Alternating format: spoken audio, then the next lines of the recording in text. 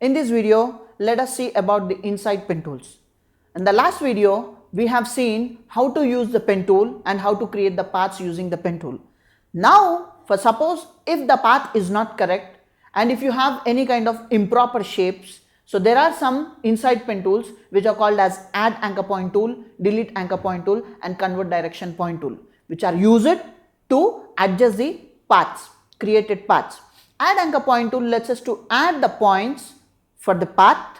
Delete anchor point tool is used to delete the anchor point, and convert direction point tool lets us to create or make the straight lines to the curve and vice versa. So let us see this one practically. Now inside the pen tool we have another three tools which are called as add, delete, convert direction point tool.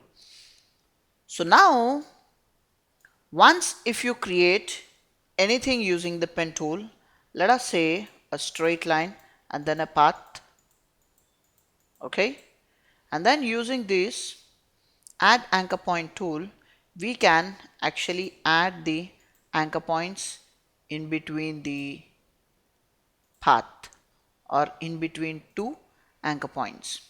And using the delete anchor point tool we can actually delete the anchor point whichever is not necessary, or if you don't like any other anchor point, if it is junk you can definitely delete it using the delete anchor point tool.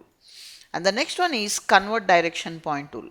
Using this convert direction point tool, if we create a pen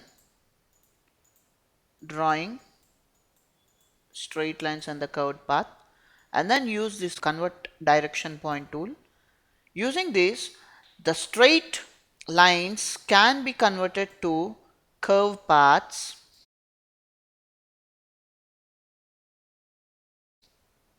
like this. Hold and drag, you can actually convert the straight lines to curved paths and the curved paths to straight lines. By just clicking on it you can convert the curved paths into straight lines.